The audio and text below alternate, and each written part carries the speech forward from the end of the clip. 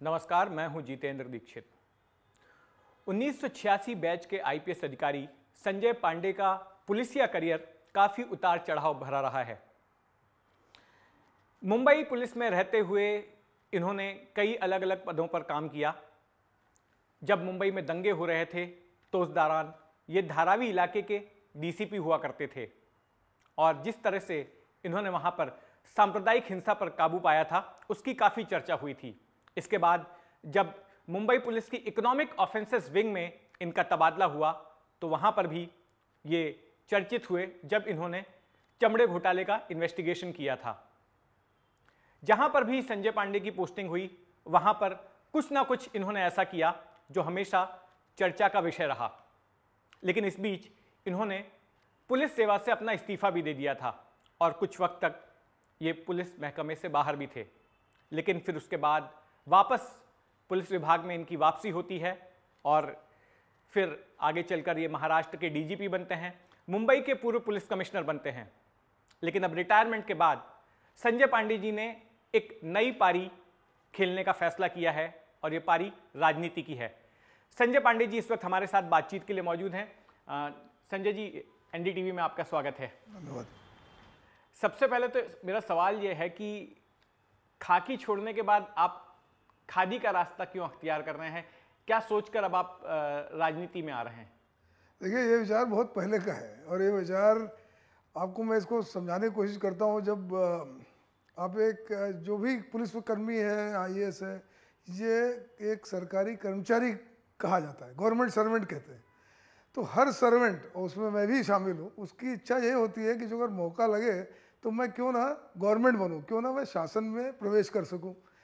तो ये इच्छा मेरी 2004 में, जिस वक्त मैं नौकरी में नहीं था, उस वक्त भी मैंने कोशिश की थी कि मैं जो साउथ सेंट्रल कंस्टिट्यूंसी है धारावी जिसमें आता है कि वहाँ से मेरे को टिकट मिले।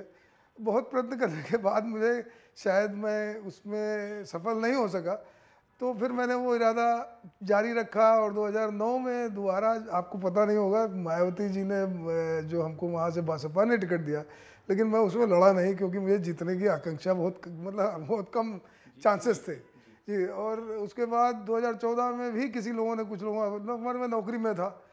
अब जब मैं नौकरी से बाहर आया तो मुझे, मेरा हमेशा से ये रहा कि ये गवर्नमेंट सर्वेंट की जो सर्वेंट वाली संज्ञा है इसको किसी तरह से मैं दूर कर सकूं। और मुझे ऐसा लगता है जितने भी गवर्नमेंट सर्वेंट हैं सबके कहीं ना कहीं मन में ये रहता है। हाँ, बहुतों को शायद अपॉर्चुनिटी नहीं होती है। तो मुझे लगता है कि आज इस मुंबई में जहाँ मैं रहा हूँ और यहाँ पर समाज जो है, जहाँ के लोग हैं, शायद ये अपॉर्चुनिटी मेरे को देंगे। तो ये देखकर मैं अब खादी ज्वाइन करना चाहता हूँ। लेकिन ये बताइए कि आपकी विचारधारा क्या रहेगी? आपके पास कोई प्लान है? अगर आप राजनीति में आएंगे, सफलता आपको मिलती है, तो आप कौन से 3-4 बड़े काम करना चाहेंगे? देखिए, राजनीति में जो मैं अभी भी देख रहा हूँ, जो मैं अभी महसूस कर रहा हूँ कि बहुत ज़्यादा पारदर्शिता राजनीति में नहीं है। जैसे आप पूछेंगे कि जैसे कोई पक्ष है, किसी से आप ज्वाइन करना चाहो, ऐसा नहीं है कि हम लोगों ने जो कोशिश भी की होगी और करने की इच्छा भी रही होगी। तो ये सारे बहुत क्लोज कोटरी में आ गए हैं और इसमें जनता का तो कोई लेना देना ही नहीं। आज आपने इलेक्शन देने के बाद 5 साल तक आप इंतज़ार करिए कि जब आपका सरकार आपके द्वार पे आएगी। मैं इस चीज़ को चेंज करना चाहता हूँ। बहुत बड़ा एक प्रश्न है और बहुत बड़ी एक मुद्दा है कि सरकार आज लोगों के लिए, लोगों के द्वारा और लोगों के साथ, ये चीज़ तो हमारे कॉन्स्टिट्यूशन संविधान में भी है, लेकिन ये होती नहीं है, सिर्फ 5 साल में एक बार दिखती है। आज जनता को कम से कम एक वजूद तो होगा कि हमारा एक नेता है जिसके पास हम कभी भी जा सकते हैं।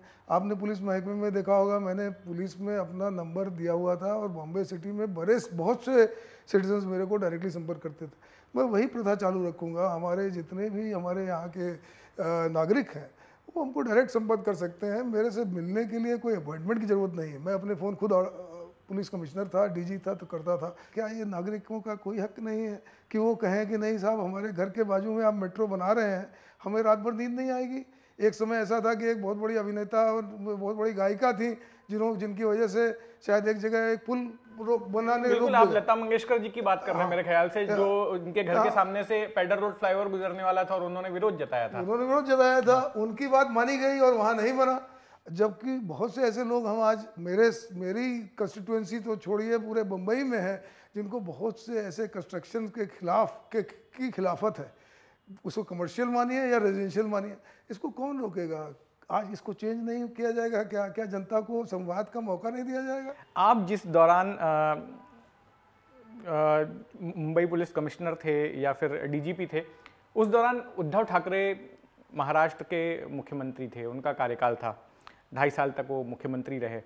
तो इसकी वजह से एक ये इमेज बन गई कि कहीं आप उद्धव ठाकरे के करीब थे क्या। और बीच में चर्चा भी चली अब से लोकसभा चुनाव के आसपास की हो सकता है कि आप उद्धव ठाकरे की पार्टी से, उनके शिवसेना से चुनाव लड़ सकते हैं, लेकिन आप ऐसा नहीं कर रहे हैं। क्या कुछ इस सिलसिले में आपकी उद्धव से बात हुई थी, या आपकी तरफ से अप्रोच किया गया, या उनकी तरफ से कुछ आया? देखिए, ये चर्चा का विषय एक राजनीतिक है और किसी भी शासकीय कर्मचारी को ये बता देना कि वो उनके साथ है, ये निरर्थक गलत है। और शासकीय कर्मचारी कोई भी होगा, कुछ अपवाद छोड़ दीजिए, वो ज़्यादातर अपना जो नियम और कानून है उसमें चलते हैं, तभी ये सारी संस्था चल रही है, नहीं तो ये सब गिर जाएगा। तो ये मानना कि मैं किसी का नज़दीकी था, ये एकदम गलत है। मेरे उस वक़्त वो चीफ मिनिस्टर थे, तो लाजमी है कि मैं उनके यहाँ जाता हूँगा, उनसे बात करता हूँगा, लेकिन मेरे कोई उनसे जातीय तौर पे कोई संबंध स्थापित हो गए, ये बिल्कुल नहीं। और फिर उसके बाद दूसरा प्रश्न कि उन्होंने हमको संपर्क किया, बिल्कुल नहीं, उनसे मेरा कोई संपर्क नहीं हुआ। मैं उनको मिलने रिटायरमेंट के बाद भी गया था और उस यहाँ से कुछ समय पहले भी उनको मिलने गया था, लेकिन राजनीतिक विषय पर कोई कि हमको आप टिकट दे देंगे कि नहीं देंगे, इसकी कोई चर्चा नहीं हुई, ना ही उनकी तरफ से हमारे को इसकी कोई पहल हुई। तो ये मैं आपके चैनल के माध्यम से भाई, बहुत से लोग ये कह रहे हैं कि संजय पांडे जी एकदम उद्धव ठाकरे के आदमी थे, ये निरर्थक गलत है। मैं किसी का आदमी नहीं था, मैं शासन का कर्मचारी था और वो शासन में थे उस वक्त, उनके साथ हमें काम करना हमारी बंदिल की थी, वही उतना ही हमारा एक उनके ये बात इसलिए भी अब कही जा रही है बार बार, क्योंकि अभी हाल ही में एक और मुंबई के पूर्व पुलिस कमिश्नर परमवीर सिंह ने ऐसा आरोप लगाया कि जब उन्होंने अनिल देशमुख के ऊपर ये आरोप लगाया था चिट्ठी लिखकर कि वो 100 करोड़ रुपए की वसूली करवाते थे सचिन वाजे से, जो अभी एनआईए ने जिनको गिरफ्तार किया है एंटीलिया कांड में, और गंभीर आरोप लगाए गए थे भ्रष्टाचार के, तो उसके बाद में आपने उन पर दबाव डाला था परमवीर सिंह के ऊपर कि वो मामला वापस ले लें। और इसकी वजह से भी लोग आपको लेबल कर रहे हैं एक तरह से कि आप उद्धव ठाकरे के खास थे। और दूसरा ये कि फडणवीस का भी बयान आया है, देवेंद्र फडणवीस का, उप मुख्यमंत्री का, कि वो कह रहे थे कि साजिश ये थी कि उनको भी गिरफ्तार कर लिया जाए, उनको भी जेल भेजा जाए। और ये सारा कुछ उस दौरान था जब या तो आप डीजीपी थे या मुंबई पुलिस कमिश्नर थे। मैं तो साफ साफ कहना चाहूँगा कि भाई, अगर कोई आरोप लगा रहा है तो उसको आरोप लगाने का एक माध्यम है, और वहाँ पर कई बार इस चीज़ में कोर्ट में भी चर्चा हो चुकी है, एजेंसीज में भी चर्चा हो चुकी है। पुराना मुद्दा है, उसको आज क्यों खड़ा जा रहा है उसके बारे में आप लोग ज़्यादा जानते होंगे। मैं उसके बारे में और कोई प्रतिक्रिया जारी नहीं करना चाहता, क्योंकि ये सब चीज़ें 2 साल 2.5 साल पहले जब मैं डीजी था उस वक्त की बात है, और उसके बारे में कोर्ट्स में भी अभी एफिडेविट दिए जा चुके हैं, एक एजेंसीज ने भी बात की है, तो मामला वहाँ जहाँ का है वहाँ है। अब रही बात कि कोई दूसरे राजनीतिक पक्ष वाले कहें कि हमको कोई अरेस्ट करने वाला था, मैं आपके चैनल के माध्यम से सारे ऐसे सुनने वालों को ये बताना चाहता हूँ कि हिंदुस्तान में कोई भी ऐसा प्रदेश नहीं होगा जहाँ का प्रशासन का हेड, जिसको आप सीएम कहते हैं, जो अगर वो किसी को अरेस्ट करवाना चाहे और वो प्रशासन न करे, ये कहीं संभव नहीं है। और ये टोटली एंड कम्प्लीटली मतलब एक राजनीतिक मुद्दा है। ऐसा भी कहा जा रहा है, मैंने सुना है कि किसी की सुपारी ली गई थी। मेरे ख्याल से इससे ज़्यादा इस शब्द का उपयोग करके सिर्फ एक व्यक्ति विशेष को ही नहीं, लेकिन सारे प्रशासकीय अधिकारियों की गरिमा कम करने का एक तरीका है, जिसका कि हमें लगता है जहाँ जहाँ जो भी नेतागण सुने या जनता सुने, इसका निषेध करना चाहिए।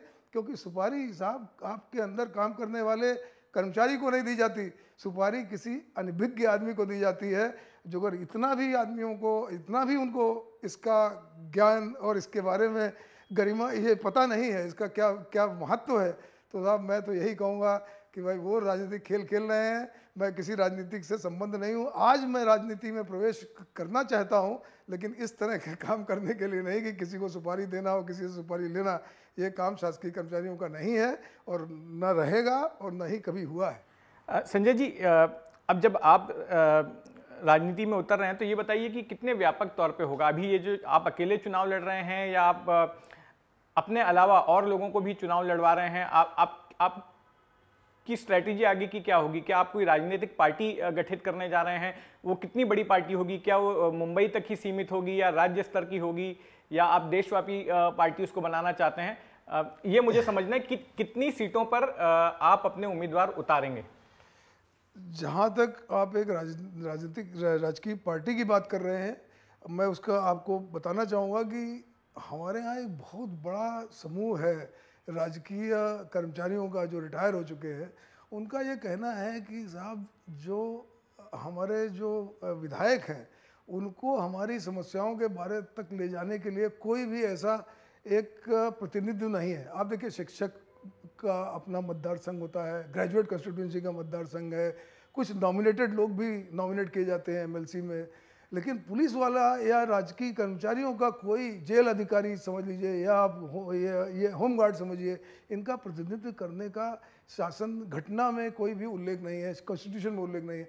तो एक आदमी हमारा यहाँ पर जाए, इस तरह से जब मैं रिटायर होकर यहाँ आया तो बड़े लोगों ने मेरे से चर्चा की, तो मैंने सोचा कि भाई इसको कैसे किया जा सकता है। तो हमने एक चर्चा का विषय भी रखा फेसबुक पर, तो बड़ी प्रक्रिया आई कि हमको लड़ना चाहिए इलेक्शन। तो उस पक्ष बनाने की प्रक्रिया हमने शुरू की और आज तक वो पक्ष अभी तक कोई तैयार उस बना नहीं है, क्योंकि उसमें एक समय की बात है, उसमें एक समय लगता है। जो वेबसाइट में देखें 3 महीना तो उसी को लगता है बनाने में। तो हम लोग एक विचार मंच के कई लोगों को हमने एक विचार मंच में जोड़ा है और उस विचार मंच के तहत मुंबई में और महाराष्ट्र में ऐसे करीब 8 या 10 लोग हैं जिन्होंने हमको संपर्क किया है और जिनका हम इंटरव्यूज़ कर रहे हैं। कम से कम कोई तो खड़ा हो। आज की तारीख तो ये है कि जो अगर हम पुलिस की बात करें तो डीआईजी और आईजी के कितने स्टार में क्या फ़र्क है, बहुत से विधायकों को नहीं पता होगा। मैं चैलेंज करता हूँ कि कितने विधायकों को पता है कि डीआईजी और आईजी के स्टार में क्या फ़र्क है। तो वो जब डीआईजी और आईजी को नहीं जानते तो कांस्टेबल और हवलदार के बीच में तो बिल्कुल ही फ़र्क नहीं जानेंगे। तो ये एक समस्या है। अपने पिछले सवाल से जोड़कर मैं सवाल पूछना चाहूँगा कि आपकी जब पूरे पुलिसिया करियर के दौरान आपकी इमेज एक अपराइट, नो नॉनसेंस, ईमानदार अधिकारी की रही। आपने कई घोटालों का भी पर्दाफाश किया था, लेकिन रिटायरमेंट के बाद आपको जेल जाना पड़ा। क्या आप मानते हैं कि ये एक पॉलिटिकल आउटकम था जिसकी वजह से आपकी गिरफ्तारी हुई थी? और चूंकि आप किसी एक पार्टी के साथ, भले ही आप कह रहे हैं कि आपका कोई लेना देना नहीं था, आपका कोई अटैचमेंट किसी के साथ नहीं था, लेकिन एक पार्टी के साथ आपका नाम जुड़ गया था और उसी का खामियाजा आपको भुगतना पड़ा और इस राजनीति की वजह से आपको अरेस्ट किया गया। देखिए, मैं इसका उत्तर आपको स्पष्ट दूंगा, लेकिन एक उदाहरण के तौर पे दूंगा। देखिए, ऐसा है कि राजकीय हिसाब से जो अरेस्ट किया गया, तो मैं ऐसे लोगों को ये आपके चैनल के द्वारा कहना चाहूँगा कि भाई जिसने किया उसको आप उसके खिलाफ कार्रवाई करो ना। आपकी कहीं पर निगाहें कहीं पर निशाना, ये तो ठीक नहीं है। और मैं तो एक कर्मचारी था, लेकिन आपको जो अगर रोष किसी और के ऊपर था तो आपके पास सारे साधन हैं अभी भी और तब भी, आप उनके ऊपर कार्रवाई करें। एक गरीब आदमी को जिसने शासन में रह के कर्मचारी के तौर से पूरे 35 साल बिना किसी दाग के नौकरी की, आपने कोशिश की और कोशिश में बहुत कुछ कामयाब हुए और शायद मुझे नहीं लगता कोर्ट्स में भी, क्या पता, लेकिन हम उसको लड़ रहे हैं। और मैं ये नहीं कहना चाहूँगा कि कोई राजनीतिक का आप जनता है इस पर निर्णय ले। मैं 30 जून 2022 को रिटायर होता हूँ और 18 जुलाई 2022 को मेरे अरेस्ट किया जाता है। 7 जुलाई को मेरा केस दाखिल होता है और केस भी क्या कि नेशनल स्टॉक एक्सचेंज अपने फ़ोन रिकॉर्ड कर रहा था, उसको पांडे जी सुन रहे थे। अरे भाई, अपने फ़ोन को रिकॉर्ड करने का तो मेरे ख्याल से सबको अधिकार है, और जो अगर नहीं है तो शायद कोर्ट ठहराएगा कि वो गलत है। इससे ज़्यादा मैं और क्या बोलूँ। मतलब यही कहना चाहता हूँ कि अब मैं किसी को कहूँगा कि राजनीतिक है तो लोग मेरे ऊपर टिकाएँ करेंगे, लेकिन मैं तो जनता के सामने खड़ा हूँ और जनता के सामने सारे मुद्दे हैं। आप 4 महीने का काम में जो आज जनता और आप सर के हमसे बात कर रहे हैं, तो 5 साल के काम को आपके सामने में रखूँगा और आप उसको देखें और फिर आप निर्णय लें कि हाँ भाई, पांडे जी ने बहुत बड़ा घोटाला किया कि नहीं किया। एक सवाल आपके पास्ट से जुड़ा हुआ है कि आपने बीच में इस्तीफा दे दिया था पुलिस फोर्स से और कुछ वक्त तक आप फोर्स से बाहर थे जब आपका इस्तीफा मंजूर भी नहीं हुआ था। तो उसके पीछे क्या कारण थे, क्या ऐसे मोटिवेशंस थे कि आपको लगा था कि पुलिस विभाग छोड़ देना चाहिए और फिर आप प्राइवेट सेक्टर में चले गए थे? सीधी सी बात है, मुझे ऐसा लगा कि मैं हार्वर्ड से पढ़ा था, आईआईटी से पढ़ के आया, शायद मुझे लगा मैंने निर्णय गलत ले लिया। और उस वक्त इंटरनेट का बूम चल रहा था, एकदम एकदम क्लियर गोष्ट है, Y2K चल रहा था, लोग बहुत बहुत पैसे बना रहे थे। मुझे लगा मैं इंटरनेट कंप्यूटर साइंस इंजीनियर हूँ, क्यों ना मैं भी इसमें अपनी आजमाइश करूँ। और फिर मैं हार्वर्ड से तभी पढ़ के आया था, तो मुझे लगा कि करना चाहिए। और इसलिए और कुछ चंद वाक़या ऐसे हुए कि मैं उस वक्त प्राइम मिनिस्टर सिक्योरिटी में था और बहुत ही ऑनेस्ट और बहुत ही अच्छे हमारे महाराष्ट्र गार्डर के ऑफिसर वहाँ हुआ करते थे। पर जिस बदसलूकी से वो मेरे से पेश आए, मुझे लगा जब एक ऑनेस्ट अधिकारी इस तरीके से आपसे बदसलूकी कर सकता है तो बस यहाँ तो ऐसे तो मतलब पुलिस खाते में बहुत से लोग हैं। तो वो मुझे बहुत बड़ी रंजिश हुई और उस व्यक्ति विशेष से बात करने के बाद ही मैंने इस्तीफ़ा दिया। और जबकि प्राइम मिनिस्टर सिक्योरिटी में डेढ़ गुना वेतन मिलता था, तब भी मुझे लगा कि इस बदसलूकी के साथ पुलिस में नहीं रहना चाहिए। और बदसलूकी ऐसे आदमी की जो कि काफ़ी ऑनेस्ट गिना जाता है और है भी, मैं भी मानता हूँ, लेकिन बदसलूकी का नज़रिया और बदसलूकी का बिहेवियर मेरे ख्याल से हम अपने घर के कर्मचारियों के साथ नहीं करते, जो हमारे घर के बर्तन साफ करते हैं। मैं तो उस वक्त AIG था। लेकिन आपने वापस आने का फैसला क्यों किया था फिर? तो वापस आने का फैसले का भी कारण है। वापस आने का फैसले का कारण ये है कि जब मैं छोड़ के चला गया, वही हाउस बिल्डिंग एडवांस का, जिस घर में आप बैठे हैं, ये हाउस बिल्डिंग एडवांस में हमको उस वक्त 8 लाख रुपए गवर्नमेंट ने दिया था। टोटल कीमत इसकी शायद 12 लाख उस वक्त हुआ करती थी। तो 8 लाख रुपए 8% इंटरेस्ट में, सिंपल इंटरेस्ट में गवर्नमेंट देती है। तो जब इनको लगा कि भाई मैंने वो लोन लिया हुआ है तो मेरे को आपको अब मार्केट रेट से वो देना पड़ेगा। मैंने कहा सारी दुनिया 8% में देने को तैयार है, आप मार्केट रेट में मेरे से लोगे? तो ये एक मुद्दा था। और इसी बीच में ये वारदात चलते समय मैंने कहा ठीक है साहब, आपको 18% देना है। भाई पैसा मेरे पास ऐसा नहीं था कि हमको वहाँ करोड़ों रुपए सैलरी मिल रही थी। मैं एक मिडिल क्लास की हैसियत से ही वहाँ गया था और साइबर सिक्योरिटी का हेड था, ठीक है, लेकिन सैलरी उस वक्त इतनी ज़्यादा नहीं थी। तो मैंने कहा कि भाई आप इसको 8% मान लीजिए, 18% नहीं मान, 18% बहुत ज़्यादा होगा उस हिसाब से। तो वो नहीं माने तो मैंने विड्रॉ कर लिया रेजिग्नेशन।